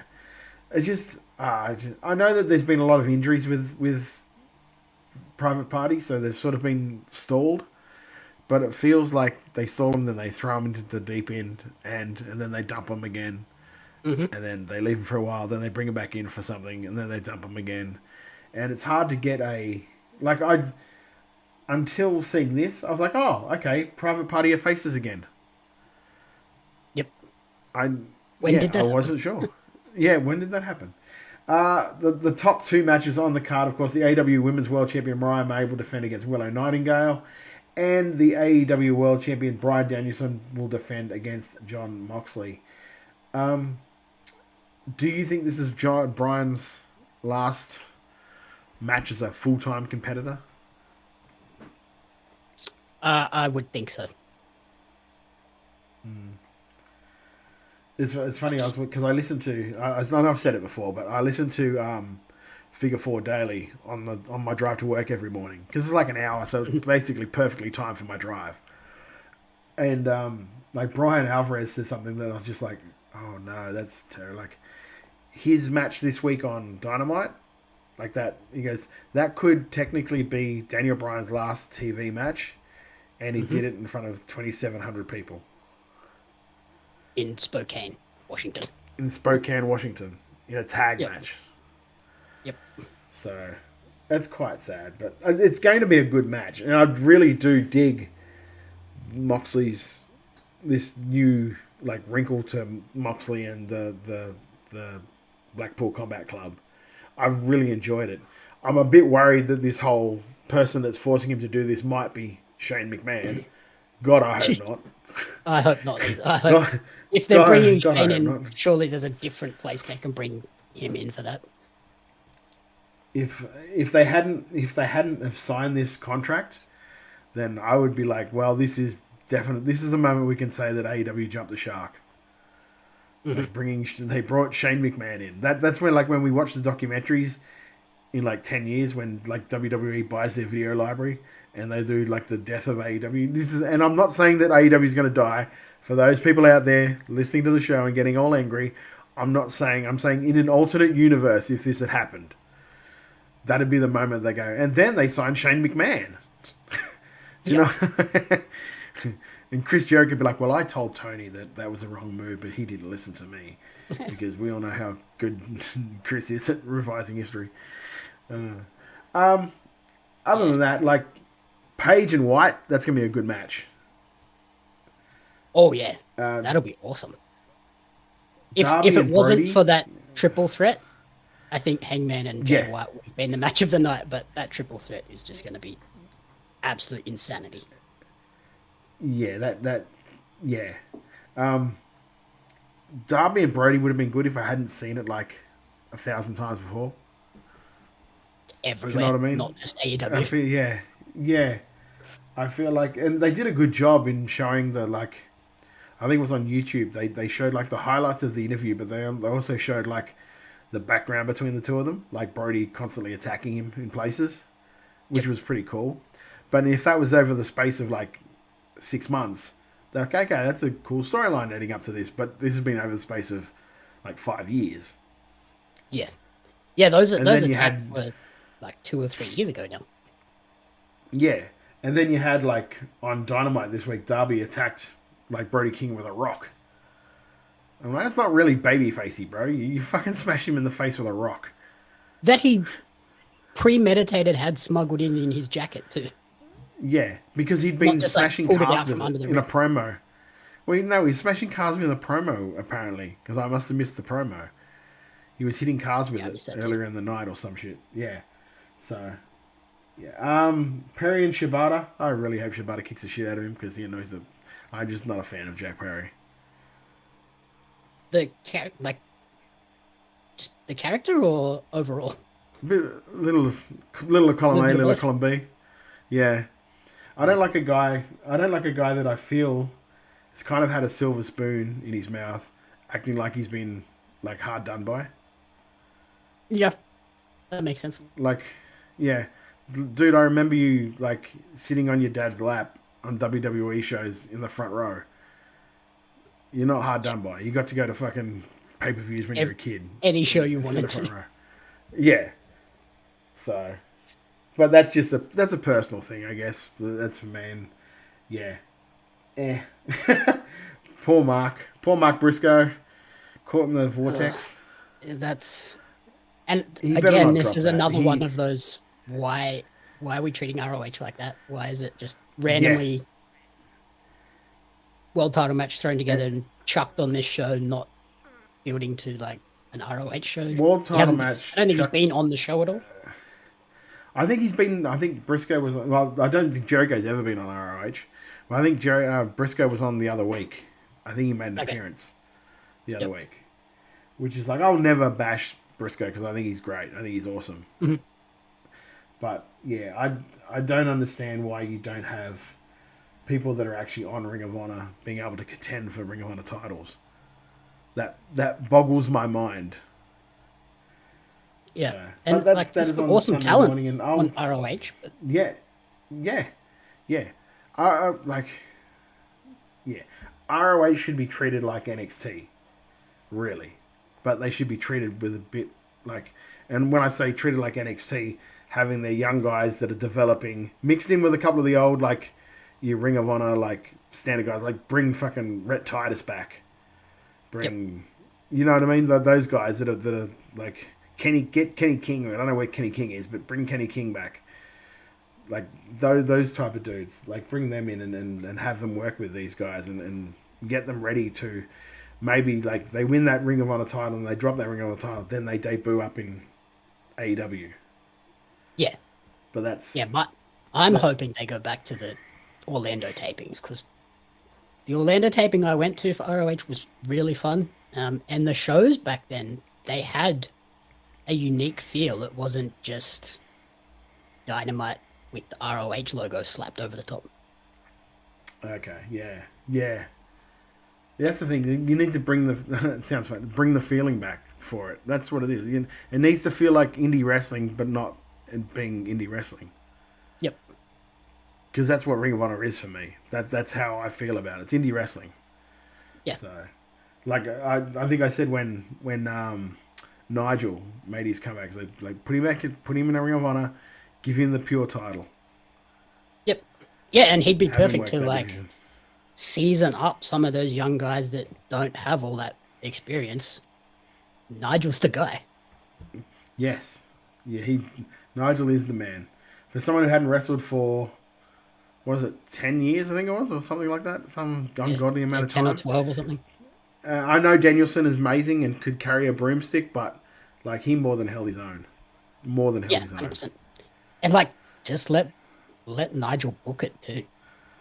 Take it off Tony's hands. Let other people control it completely. Well, that's the funny thing, because I heard there was a rumor that Tony was going to let Chris Hero book it, and then nothing ever came of it. So, but I don't know. Like listening to the media call today, he's got no intention of giving up anything to anybody. Which is wild because he's got Fulham to deal with, the Jags front office to deal with, book Dynamite, book Collision, for now book Rampage and book ROH. Like how? Yeah. At the best of your ability for all of them. Yeah. Delegate. I hear from reliable people that it's not just him booking it. Like he listens to people and that sort of thing. But it almost needs to be like this sort of thing. Like you book Ring of Honor, but just bring it to me every week and say, this is what we've got lined up. And this is what going in. And I just go, cool. Let me focus on this. Do you know what I mean? Like, surely that can't be hard to do. But yeah, just rubber stamp it. That's all he needs to do. You would think, and you would think that'd be better for him because, like, no, because you would think, like, in the bigger scheme of things, he would be able to focus more time on, like, AEW, that's what's making the money. Yep. So, and then, like, if someone else is handling ROH and building up new talent and getting them to that point, they can go, here you go, here's a new star that you can immediately put on a show. They've developed a character, they know who they are, the audience have seen them grow, they have a connection to them. It's not start blank with a new person. Yeah. Anyway, time for us to go to what the show is named after. That is Making Chicken Salad. First off, we'll start with the shit, my friend. And what is your chicken shit for this week? Oh, there was a lot this week that I had written down. The CM Punk and Drew McIntyre, that headshot with that toolbox. Yeah. That was bad. That was rough. It was bad. I think it was definitely a botch. I don't think it was supposed to happen like that. But yeah, you can't like. I think if people were saying, I remember seeing it online on X, thinking, why aren't people going off about this when they went off about the steel chairs and that sort of thing? It's like, well, that was kind of an accident. Like the guy with the steel chair blatantly hit him over the top of the head with that. Like if I recall, wasn't like an over the heads thing for CM Punk? Yeah, like so Drew was leaning out through the ropes and Punk like hit up like that. So. That's hard to do at the best of times. Yeah, and I think it might have just been mistimed and Drew didn't get a chance to get his hand in the way and just copped it right in the top of the head. Yeah. Yeah, it was. And that's scary. after seeing something that I saw this past weekend at Pro League. Wrestlers, get your fucking hands up. I don't care what spot you're trying to do. It's not worth it. Just get your hands up. Protect your heads. So I don't know if you've only got one brain at all. Yeah, I don't know if you've seen the photos at all online with one of the boys up here, Jack Tarr. It was a mistimed. I know he was mistimed chair. Yeah, well, he just went. He got staples and then came back. He was back before the end of the night. But like it was a mistimed chair shot, and it wasn't just like the you know how like you got the meat of the seat. Mm-hmm. It wasn't the meat of the seat that hit him. It was the top part of the head, the backrest. Sort of hit him up across there. So he has like a smiley face scar now, what he will have from it hitting him. So, but yeah, just protect yourselves. Like if we're gonna complain about the one that happened at AEW, the same goes for WWE. Like, I know accidents happen, and that wasn't meant to. Obviously, he wasn't meant to bust him open hard way like that. But still, protect yourselves. Yep. Is that what's your other ones, mate? Because you said you had a list, so we'll go through the other one was a story that broke this morning of a fan being kicked out of the NXT hotel for taking creepy photos of the female talent and their feet. Don't do that. Don't go to the hotels of the talent. Like with AEW coming in February, don't go to the hotel. Just leave them alone. They're human beings. Yeah. Please, what's with the feet? Yeah, I don't get it to start with, so feet are gross. Nail on the head. I know some people like that stuff. Feet are gross.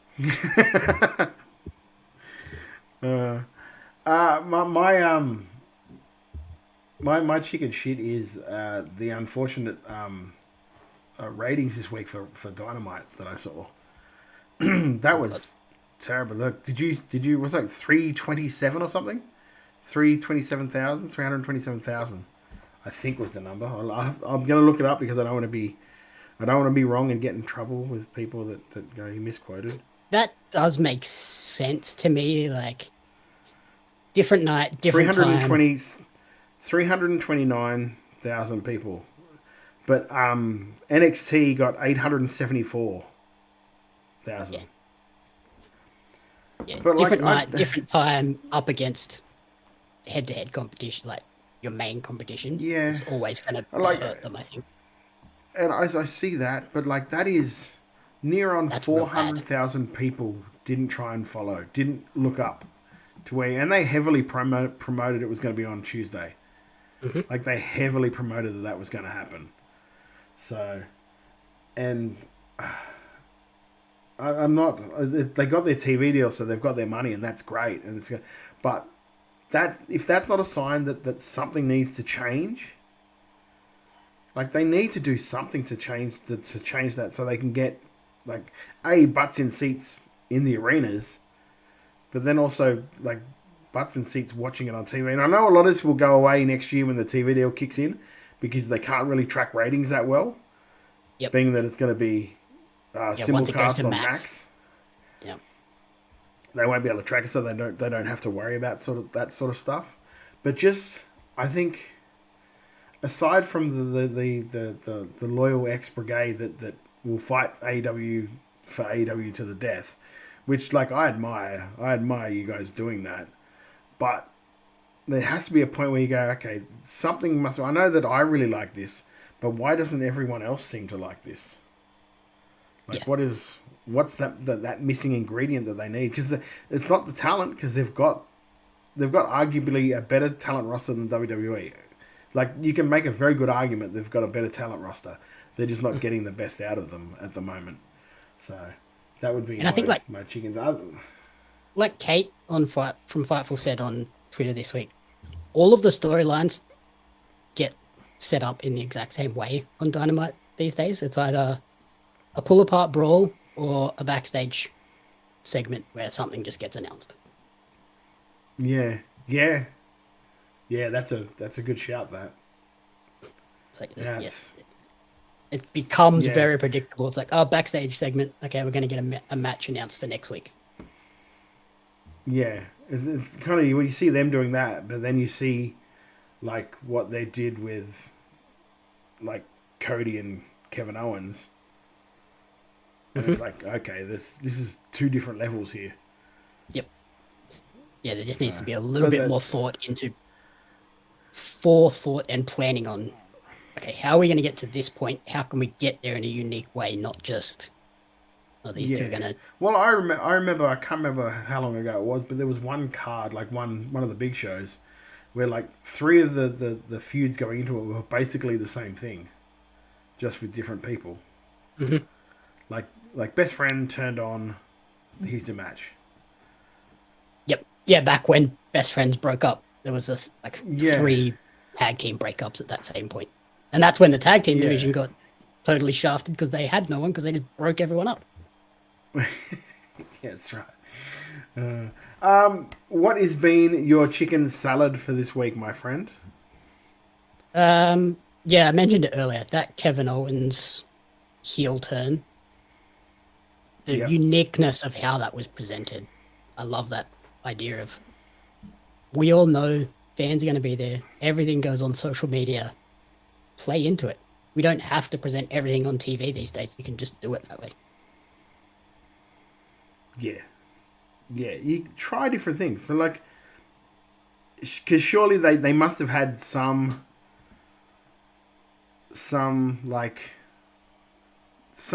backup where cameras were shooting it.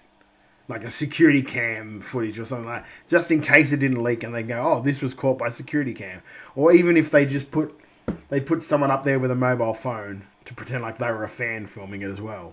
Just to back themselves up. They would have had to have had that. Yeah, so, you could just send out one of the like production guys that no one obviously knows, when your ring crew with their phone. Just go up there, stand there and record this first. Yeah, record what? You'll find out. Nick Galea. G'day, Nick. Good to see you, my friend.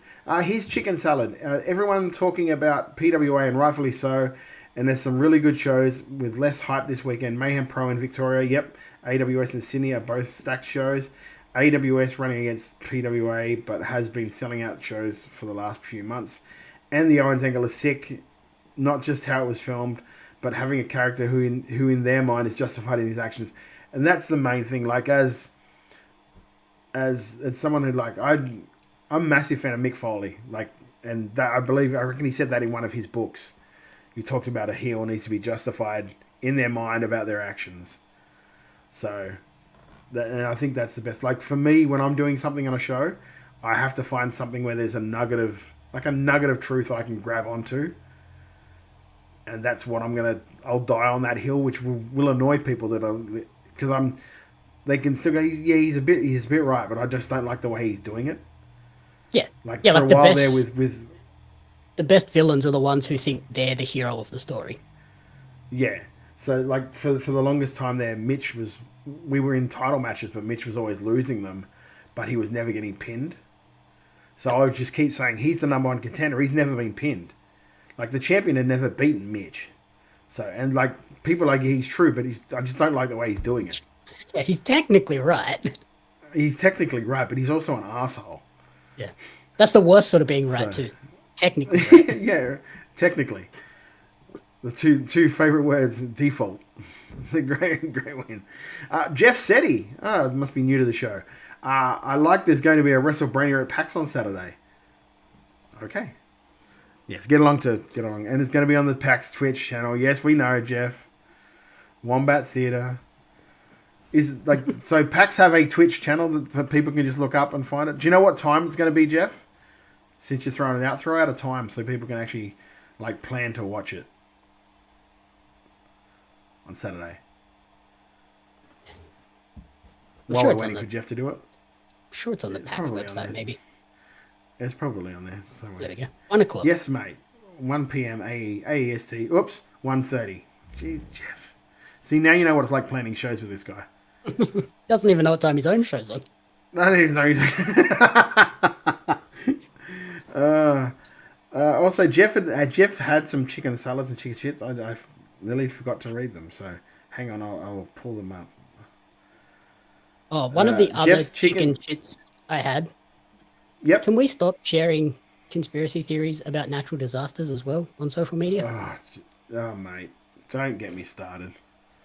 Especially something like that in Florida where it was potentially life-threatening. Let's not play into conspiracy theories. Well, let's face it. One of the biggest fucking peddlers of that conspiracy is Alex Jones, and he already owes enough money to the Sandy Hook victims.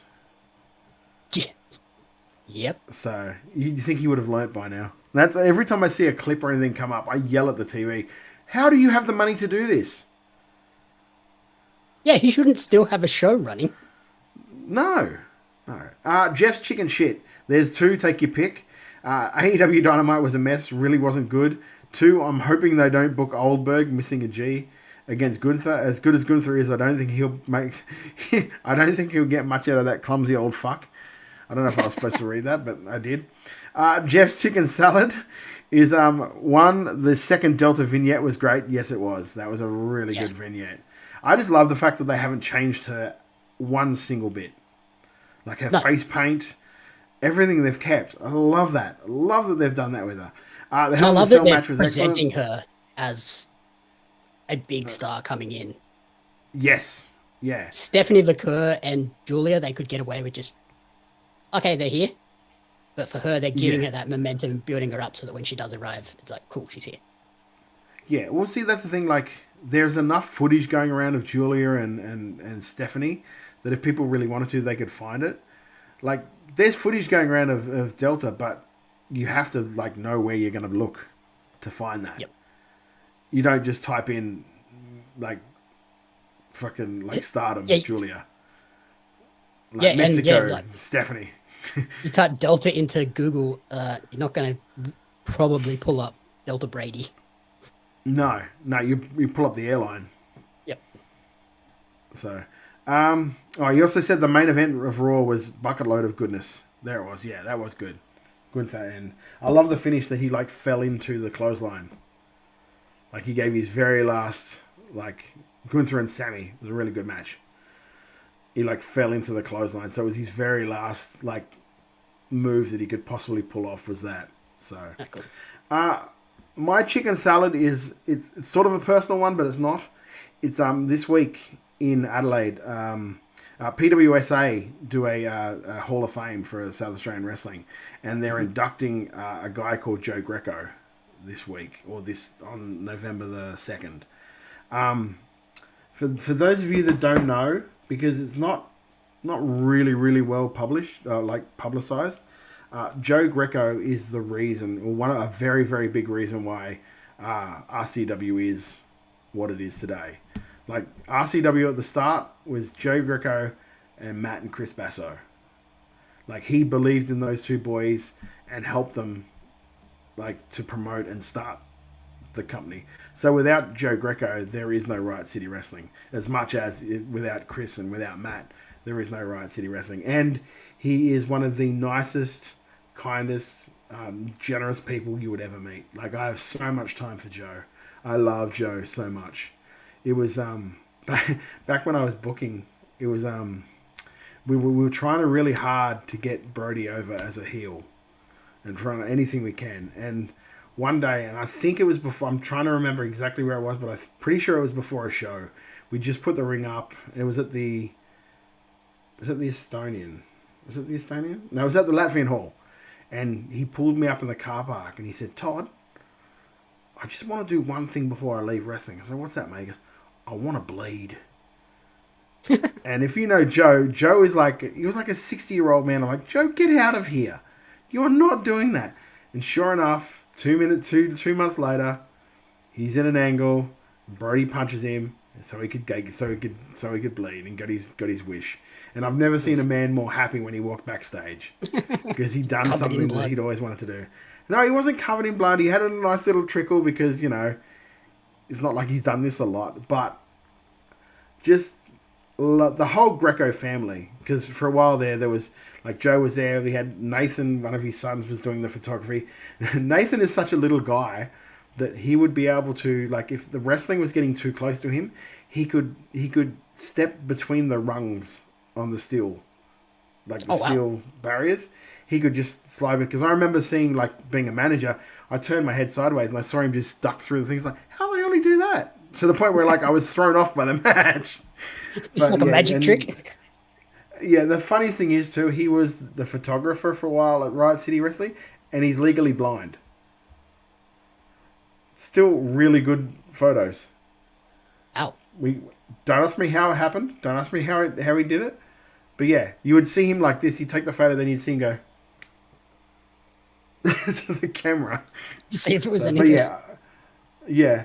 But no, my love for the whole Greco family is endless. I love those guys, and for what Joe did for Riot City Wrestling and South Australian Wrestling, more than deserves the Hall of Fame recognition that he's getting. And I know that Matty will be inducting him in that, and that would be amazing. It's one of those things where I wish I could get down to Adelaide to see, because I love him, and that is my chicken salad. I love seeing people that don't get the recognition finally get their flowers by a wider audience, because nobody really knows. Like, if I'd told you, do you know who Joe Greco is, you wouldn't have a clue, would you? Until not really, no. Yeah, it's like a name that might have, like, crossed my path at points, but not. I reckon I've still got photos on my phone from where I've left my phone around on a show, and he just picked it up and started taking selfies. There was one show where he did it, and he must have got about fucking 20 photos, and it was like him with Nick, and then him with Kellyanne, and then him with Cree, just all selfies of Joe. I'm like, why do I have 20 photos of Joe on my phone? That's good. But anyway, that's story time with Todd over. I apologize. You already did your chickens? Oh, yeah, another one would be Tony Khan helping a lot of the victims of last week's hurricane in North Carolina, and just not pushing that and promoting that at all. Just, he got asked once by Cash or Adam Copeland. No, Adam Copeland. Copeland, yeah, and just sent a bunch of the Starlink things so that people could communicate with family and friends and let them know that they were okay. Yeah, and that's cool. That's really good. So, yes, very much so. Very much a chicken salad, that one. And also, because Tony Khan said today on the media call that like, because he's like, well, since he blew up my spot, I'm going to blow his up. Like Adam Copeland was out there with FEMA helping rescue people and digging out people and stuff like that. So yeah, amazing. It's great to see people that like give of themselves. So yeah, really, really a terrible thing that's happened to that side of the country, and really causing a lot of havoc. Like, I don't know if they know what's going on with Dynamite next week now, because I don't know if that's supposed to be, because like that's their base of operation. Same with NXT. NXT won't know if they're going to film at the Performance Center, because they won't know where the Performance what Center condition is. the Performance Center is in. Yeah. So that's going to be very interesting going forward. So anyway, speaking of going forward, we should probably go forward and go home. Jeff, of course, mentioned that there is WrestleMania on Saturday, 1:30 p.m. I'm told, on the the PAX Twitch channel. Do tune into it, because it is an entertaining, funny show. So, and that's as much as I'll ever put Jeff over. But yeah, do that. Of course, this is Colosseum weekend. You might be watching like AEW on Sunday morning, but the focus of the weekend for Australian wrestling is PWA Colosseum, Saturday and Sunday. Of course, if you're in Sydney, Saturday is sold out. Don't bother about it. Sunday, go and get your standing room only seats there, because yeah, it's one of the best weekends of the year for Australian wrestling. I know every state has one of those weekends. We talk about it all the time. Like Reawakening is the best weekend in the year for Australian wrestling for Perth. And same with like Ballroom Brawl for MCW.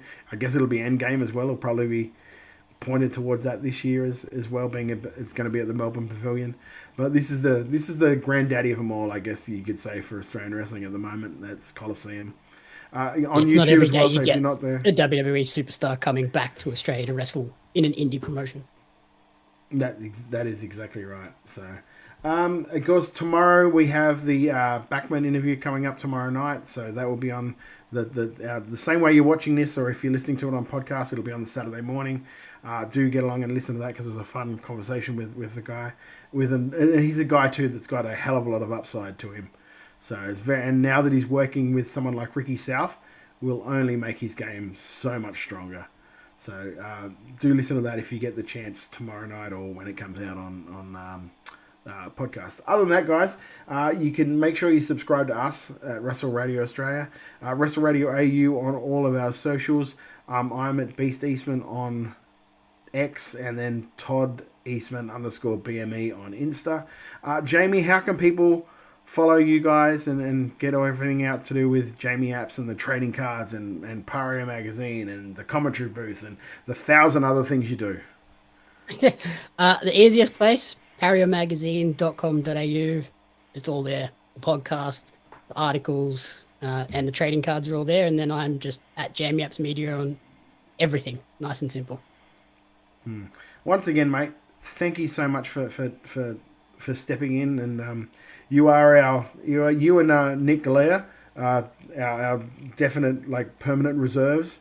If we need someone that we love talking wrestling with, it's you and Nick in a head-to-head race. And I love having you guys come on. I love hearing different points of view about wrestling. It's great to see that people, the people that not necessarily are like quote unquote in the business, love it that much, and they watch it and they're passionate enough to want to talk about it as well. So thank you so much for dropping by, mate. I did forget too that if you wanted to get anything to do with Wrestle Radio Australia, like merch wise, like our shirts and stuff like that, they're up on Redbubble. Just look up Wrestle Radio Australia on that. All the profits from that do not come to us, as much as I'd love if they did, but a long time ago I decided I wasn't going to do that.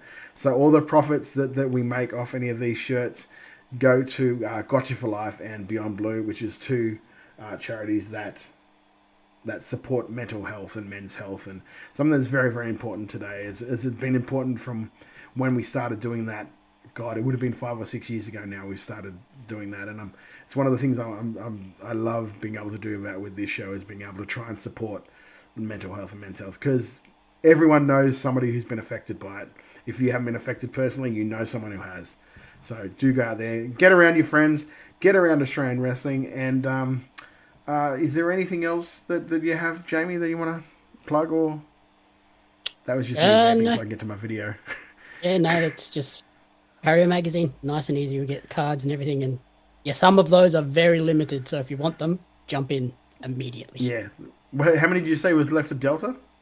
So Delta, we have approximately 6 packs, and then like there's 2 packs left from last year, and they're both under 5 for each pack. So if you want those people, get them now because they're never to be made again. There you go. So until next time, next Thursday we'll probably be talking about Colosseum, the whole wash up of that sort of thing. So yeah, so tomorrow for Backman, next Thursday for the Ordinary Show, and until then, for Jamie Apps, I'm Todd Eastman, and we will see you guys next week. Trying to make chicken salad out of chicken shit, and it was just awful. I've turned chicken salad into chicken shit. I will continue to do so. Here I was, blaming AEW for feeding you chicken shit, knowing you mindless millennials would be eating it up as if it were chicken salad, when it's really been your fault all along. Make chicken salad out of chicken shit. People is as people does,